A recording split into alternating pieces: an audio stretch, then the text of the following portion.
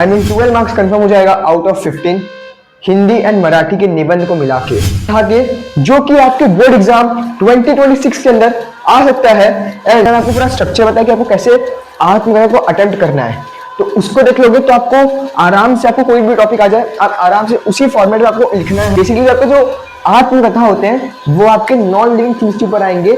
अब ये टॉपिक्स है, इन्हें आप नोट डाउन कर लो, इनके ऊपर आप वर्क करना स्टार्ट कर दो, बिकॉज 3 से 4 कोट्स फाइंड करने हैं। अब वो कोट्स को आपको ना यूज कर, मेजॉरिटी बच्चों का जो निबंध है वो छूट जाता है।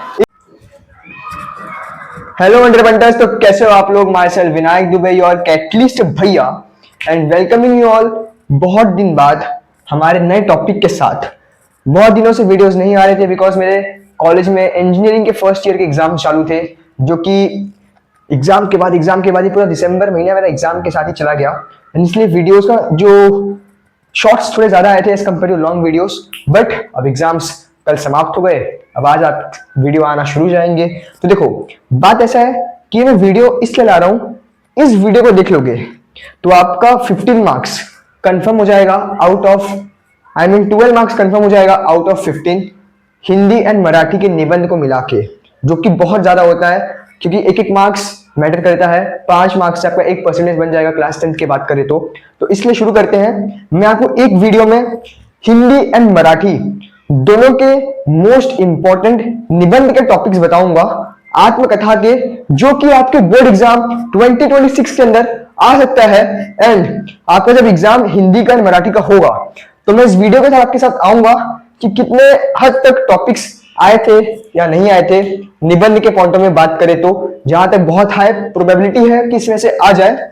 एंड नहीं भी आता तब भी मैं आपको इस लेवल का आपको मैं रेडी कर दूंगा कि निबंध में आपको आराम से 8 में से 6.5 या 6 मिल जाए, मराठी में 7 में से 5-6 मिल जाए, हिंदी में निबंध के अंदर। अगर इसमें से टॉपिक्स नहीं आता तब भी, और अगर इसमें से आ जाता है तब तो आप भाई गर्दा मचा दोगे, आउट ऑफ भी ला सकते हो निबंध के अंदर, जो कि पॉसिबल है, इसका टेंशन मत लेना।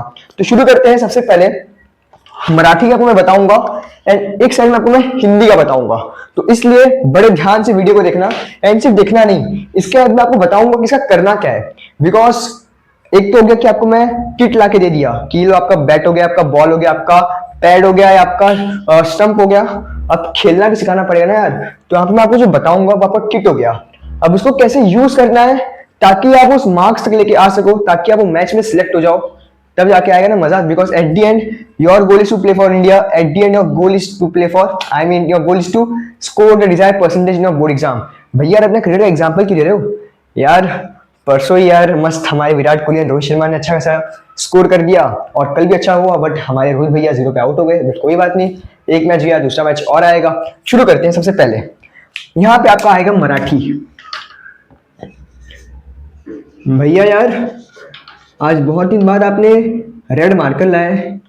अरे मैं एग्जाम खत्म हुआ तो मैं स्टेशनरी की दुकान से जा रहा था, तो मैं सोचा कि यार मैं से वीडियो बना रहा हूँ और मैं बस ब्लू और ब्लैक मार्कर पे मैं रह गया, तो जाते जाते इनके 10th वालों के साथ एक रेड मार्कर का भी ला दिया जाए, ट्विस्ट एंड ट्रेलर। ये मराठी हो गया, ये आपका हिंदी हो गया। वाह क्या डी लिखा है। देखो अब मराठी की सबसे बात करते हैं कि मराठी में कौन से इंपॉर्टेंट टॉपिक्स आ सकते हैं। ये आपका हो गया शेतकरी की आत्मकथा। एंड हाँ, ये जो मैं आपको जो बता रहा हूं यहाँ पे वो आपका आत्मकथा के टॉपिक्स बता रहा हूं यार। अब एक और चीज कि भैया भैया आत्मकथा क्यों बता रहे हो, अपने कान खोल के सुन लेना। आपको सिर्फ आत्मकथा ही अटेम्प्ट करना है हिंदी एंड मराठी के अंदर। रीजन इज कि आत्मकथा is very scoring and very easy. अगर एक बार आप उसका जो पिन पॉइंट आप समझ गए कि इसका एग्जैक्टली कहां से आपको पूछा जाएगा एंड कैसे आपको अटेम्प्ट करना है, तो भाई फिर आपके बल्ले बल्ले हो जाएंगे। आपने मेरा अगर पिछला वीडियो देखा है कि 6 to 7 मार्क्स इन हिंदी निबंध, 6 मार्क्स इन हिंदी निबंध, तो उसमें आपको पूरा स्ट्रक्चर बताया कि आपको कैसे आत्मकथा को अटेम्प्ट करना है। तो उसको देख लोगे तो आपको आराम से, आपको कोई भी टॉपिक आ जाए आप आराम से उसी फॉर्मेट में आपको लिखना है निबंध, स्पेशली आत्मकथा। मेन इसकी अगर मैं आप मेरे पॉइंट ऑफ व्यू से अगर लिखोगे मेरे बताए गए ट्रिक्स एंड टिप्स से, तो आपका जो वेटेज है ना पेजेस का वो बढ़ जाएगा, क्योंकि अगर आप 2 से 2.5 पेज पहुंच जाते हो तो भाई आराम से आपके 5 मार्क्स कंफर्म हो जाएंगे। एंड अगर आप इसको एकदम प्रॉपर सीक्वेंस में लिखते हो तो बहुत हाई चांसेस कि आप 6.5 तक पहुंच जाओ, 6 मार्क्स तक पहुंच जाओ। तो शुरू करते हैं। सबसे पहले आपके आगे टॉपिक को कंटिन्यू करते हैं। शेतकरी का आपका टॉपिक हो गया। ये यहाँ पे आ तो लिखा हूं बट आत्मकथा भी लिख दिया जाए ना यार, आत्मकथा, ठीक है। शेतकरी का हो गया। नेक्स्ट है आपका शाळा। फिर नेक्स्ट है आपका पुस्तक। वाह यार, हैंडराइटिंग तो सही बन रहा है यार। एक और चीज, बाय चांस कोई शब्द यहां वहां हो जाए तो कृपया करके आप लोग समझ जाना यार, क्योंकि मैं लास्ट 2.5 साल से मैं 10th के पास होने के बाद, यानी कि 25 मार्च में लास्ट एग्जाम था ज्योग्राफी का बोर्ड एग्जाम। 25 मार्च 2023 के बाद से मैं अभी तक मैं बहुत कम ही हिंदी लिखा हूँ, बहुत कम ही मराठी के टर्म्स यूज किया। तो बाय मिस्टेकली हो सकता है कि कुछ शब्द मात्रा ऊपर नीचे हो जाए, तो आप लोग उसको संभाल लेना। पुस्तक हो गया। नेक्स्ट जो है आपका इंपॉर्टेंट टॉपिक वो हो गया आपका झाड़ का। फिर एक इंपॉर्टेंट टॉपिक हो गया शेतकरी, शाळा, पुस्तक, झाड़, आपका सैनिक का, ठीक है। इसमें एक और टॉपिक आएगा वो आपका छत्री। छत्री का आत्मकथा। कोई ऐसा बच रहा है जो आपको मैं भूल रहा हूं लिखना? शेतकरी, शाळा, पुस्तक, झाड़, सैनिक, छत्री, एंड कोई ऐसा टॉपिक नहीं बच रहा है मेरे हिसाब से। नदी बच रहा है, नदी नदी नदी नदी नदी की आत्मकथा।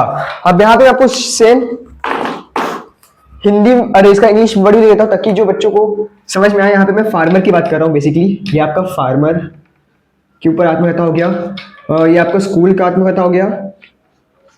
ये आपका बुक का आत्मकथा हो गया। ये आपका ट्री। ये आपका सैनिक जी यानी कि सोल्जर हमारे। छतरी यानी कि पता ही आपको अम्ब्रेला, अम्ब्रेला। नदी यानी कि आपको पता है रिवर, ठीक है। तो ये आपके कुछ इंपॉर्टेंट टॉपिक्स हो गए मराठी के निबंध के आत्मकथा के। इनको प्लीज आप बड़े अच्छे से फॉर्मेट्स इनके पढ़ लेना, प्रैक्टिस कर लेना। मैं आपको कहूंगा कि भी आपका आज 27 दिसंबर है, आपका बोर्ड एग्जाम जब स्टार्ट होगा फरवरी में, ठीक है। तो आपके पास आराम से 1 से 1.5 महीने अभी भी बचे हैं। तो ये 1 से 1.5 महीने में आपको अगर आप एक दिन में दोगे तो एक दिन में आप आराम से इस सारे टॉपिक्स का अच्छे से निबंध बना लो, उनके फॉर्मेट्स को समझ लो, कोड्स ढूंढ लेना, बिकॉज कोड्स बहुत इंपॉर्टेंट है, जो आपको मैं लास्ट में बताऊंगा। कोड्स इंपॉर्टेंट है। अब आते हैं हिंदी में। तो बेसिकली हिंदी में आपको क्या करना है कि हिंदी में सबसे पहले जो इंपॉर्टेंट टॉपिक है वो है आपका सैनिक। इसमें भी सैनिक इंपॉर्टेंट है, सोल्जर की आत्मकथा, बिकॉज ये कुछ कॉमन टॉपिक्स है जो कि बहुत हाई चांसेस होते हैं आने का। फिर किसान की आत्मकथा, इसमें भी फार्मर जी हमारे आ जाएंगे, उनका भी इंपॉर्टेंट टॉपिक हो गया। फिर तीसरा जो इंपॉर्टेंट टॉपिक हो गया आपका इसमें वो हो गया आपका विद्यालय की आत्मकथा। तो विद्यालय की आत्मकथा भी कर लेना, विद्यालय की आत्मकथा। नेक्स्ट इंपॉर्टेंट टॉपिक होगा वो होगा आपका सैनिक स्थान, किताब की आत्मकथा, दैट इज बुक। एक और इसमें इंपॉर्टेंट है वो है आपका, इसमें भी रिवर इंपॉर्टेंट है, इसमें भी नदी की आत्मकथा आएगा, नदी की आत्मकथा। नेक्स्ट इंपॉर्टेंट है, नेक्स्ट क्या हो गया? सैनिक हो गया, किसान हो गया, विद्यालय, किताब हो गया, नदी हो गया। फिर कुछ बच रहा है ऐसे मेरे हिसाब से, आपको लग रहा है कि नहीं बच रहा है? 3, 4, 5। एक इंपॉर्टेंट टॉपिक है वो है बस्ते की आत्मकथा,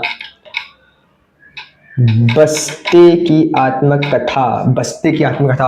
अभी बस्ता क्या होता है? बस्ता तो आदमी को पता नहीं होगा, जो चाहे आप कितने भी प्योर आपका हिंदी के हो ना, बहुत कम बच्चों को जिनको बस्ते का आत्मकथा पता होगा, अनटिल एंड अनलेस आपके एग्जाम में आया हो स्कूल या क्लासेस का। अब इनको हम इंग्लिश में इसका अनुवाद कर लेते हैं, दैट इज ट्रांसलेट कर लेते हैं। सैनिक यानी कि फिर से कह रहा हूं हमारे रिस्पेक्टेड सोल्जर्स, किसान यानी कि हमारे रिस्पेक्टेड फार्मर्स। आवाज सुनते हो उसका? रुक जा भाई, खड़े हो जा यार। हाँ, फार्मर। विद्यालय यानी कि आपका स्कूल हो गया, किताब यानी कि आपका बुक हो गया। देख रहे हो ऑलमोस्ट सब सेम है, बस कुछ टॉपिक्स अलग है। नदी यानी कि यहाँ पे आपका रिवर हो जाएगा, एंड यहाँ पे बस्ते यानी कि आपका स्कूल बैग। मार्कर का इंक खत्म हो गया ऑलमोस्ट। School bag. तो ये इंपॉर्टेंट टॉपिक्स आपके मराठी के, हिंदी के। आप बोलोगे भैया इसमें तो सब, इसमें जो लिखे हो वो भी यहीं लिखे हो, हाँ देखो, ऑलमोस्ट उनके पास कोई टॉपिक बचता नहीं, वो कहाँ से क्वेश्चन पूछेंगे। वो हो सकता है कि आपको ऐसे तो करेंगे नहीं कि आप किसी पर्सनैलिटी के ऊपर बनाओ, ऐसा होगा नहीं। हो सकता है आपको बोल दे कि भाई कवि की आत्मकथा, बट वो आपका लिविंग थिंग है। बेसिकली आपका जो आत्मकथा होते हैं वो आपके नॉन लिविंग थिंग्स के ऊपर आएंगे। हो सकता है कि इसमें किसान और शेतकरी, जो शेतकरी है आपका जो सैनिक है, ये तो आपका लिविंग थिंग है, बट ये सर्व कर रहे हैं बहुत हाई प्रोपोर्शन में, तो इसलिए इनका आत्मकथा आता है। बाकी मेजोरिटी ऑफ द केस में नॉन लिविंग थिंग के आत्मकथा आते हैं, तो इनको आप कर लेना अच्छे से।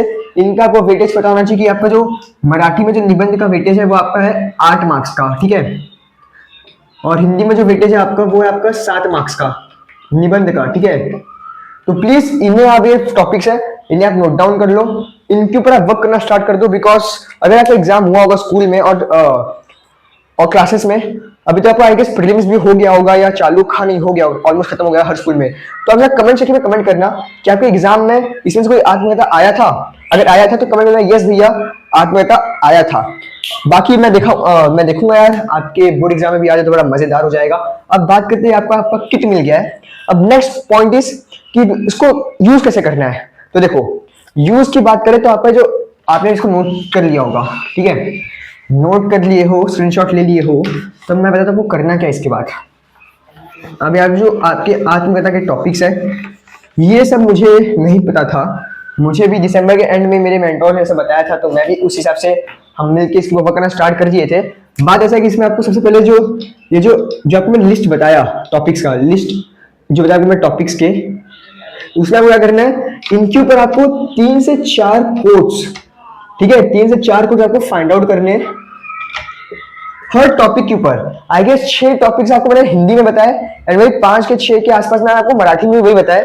तो इन 5 और 6 टॉपिक्स के ऊपर आपको एक एक टॉपिक के ऊपर आपको 3 से 4 कोट्स फाइंड करने हैं। अब वो कोट्स को आपको ना यूज करना है फेजेस में, यानी कि आपने इतना इतना लिखा, बीच में आप यहाँ पे कोट ऐड कर दिए, फिर आपने नेक्स्ट पैरा लिखा, फिर एक कोड ऐड कर दिए। तो इससे ना आपका ओवरऑल इंप्रेशन बहुत अच्छा पड़ जाएगा एग्जामिनर के ऊपर जो आपका पेपर चेक करेंगे। बिकॉज 95% बच्चे स्टूडेंट्स जो करते हैं वो as it is normal Hindi और मराठी का निबंध लिखे जा रहे, वो बस क्वांटिटी पे फोकस करते हैं। हमारा जो एम है वो है क्वांटिटी प्लस क्वालिटी। क्वांटिटी से आपको सिक्योरनेस हो जाएगी, भाई एटलीस्ट कुछ नहीं चला, काम नहीं किया मेरा वो स्ट्रेटेजी, तो एटलीस्ट मुझे 5 मार्क्स तो मिल जाएगा। एंड क्वालिटी क्या है, वो आपको बाकियों से अलग करेगा, पुश करेगा 6-7 के लिए, ठीक है। तो अपना जो मेन एम है वो क्वांटिटी प्लस क्वालिटी है। एक बार आप उसके सारे पॉइंट्स के फॉर्मेट को समझ गए, तो उसी फॉर्मेट में आपको नदी का भी लिखना है, उसी फॉर्मेट में आपको किसान का भी लिखना है, उसी फॉर्मेट में आपको फार्मर का भी लिखना है, चाहे हिंदी या मराठी हो। बस चेंजेस आएगा आपका शब्द के यूजेस में। जैसे हम स्कूल को कहते हैं विद्यालय हिंदी में, मराठी में उसको शाला, तो इसलिए सब चीजें टर्म्स बदल जाएंगे बट फॉर्मेट सेम रहेगा, समझ गए। तो ये आपका कोर्स हो गया। नेक्स्ट टॉपिक आता है आपका, वो है आपको इसको, ये जो आत्मकथा लिखे हो उनको अभी, यानी इसको एज इट इज लिख लो, प्रॉपर निबंध फॉर्मेट में, निबंध के फॉर्मेट उसको लिख लो। यानी कि इंटरनेट के हेल्प से, कोड्स के हेल्प से उनको लिख ला के अपने पेज पे आप लिख लो। एक मतलब एक टॉपिक आपका 2 से पेज तक जाना चाहिए मेरे हिसाब से, तो 2 पेज के ऐसे आप जितने भी टॉपिक्स वो लिख लो, ताकि आपका जब एग्जाम रहेगा बोर्ड एग्जाम, तो उसके पहले आप एक बार उसको रिवाइज कर लोगे, उनको देख लोगे ना, तो आपको पॉइंट्स याद हो जाएगा। और ये जो कोड्स हैं उन्हें आप याद कर लो। अब इसमें जो लास्ट पॉइंट आता है वो थोड़ा सा बेसिक है, और इसे हम बेसिक नहीं कहते कि बहुत अलग है बाकियों से। वो है आपको, इसे आपको ना टाइमर बेस्ड सॉल्व करना है। निबंध का प्रैक्टिस जो है वो टाइमर बेस्ड करना है। रीजन इज मेजॉरिटी ऑफ बच्चों का जो निबंध है वो छूट जाता है, इनकम्प्लीट रह जाता है। रीजन क्या है इसके पीछे, कि पूरा फोकस अपना स्टार्टिंग में लगा देते हैं, स्टार्टिंग की जो आपके जो टॉपिक्स है उनके ऊपर, फिर ग्रामर में लगा देते हैं। रिजल्ट वो निबंध जब आते हैं तो उनके पास 5 मिनट बचता है, 10 मिनट बचता है, तो टाइम बचता ही नहीं है। तो इसलिए आपको अभी से निबंध को टाइमर बेस्ड सॉल्व कर लेना है। ट्राई करना कि आप 5 मिनट के अंदर या 7 मिनट के अंदर अपना निबंध कंप्लीट कर लो। 2 से 2.5 पेज, 2.5 पेज तक आप प्लीज लेके जाओ इसे, ताकि एक सिक्योरनेस है कि यार मेरा बहुत वर्स्ट केस सिनेरियो है तो मैं 5 मार्क्स स्कोर कर लूं आउट ऑफ 7, आउट ऑफ 8। तो ये बात है। तो टाइमर बेस आपको निबंध को करना है प्रैक्टिस, निबंध को आपको प्रैक्टिस करना है टाइमर बेस। निबंध का प्रैक्टिस इस तरीके से करना है।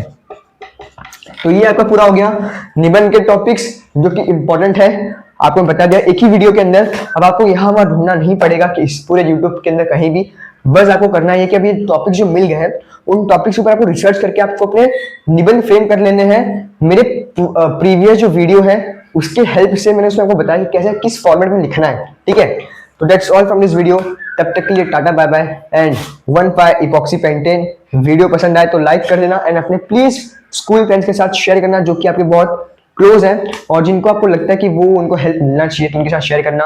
कोई भी डाउट हो कमेंट सेक्शन में कमेंट कर सकते हो, किस टॉपिक पे वीडियो चाहते हो वो भी कमेंट कर देना। मैं ट्राई करूंगा कि आप जो डिमांड करोगे उसको मैं सप्लाई कर सकूं। That's all, bye bye and पढ़ाई करते रहो। नए साल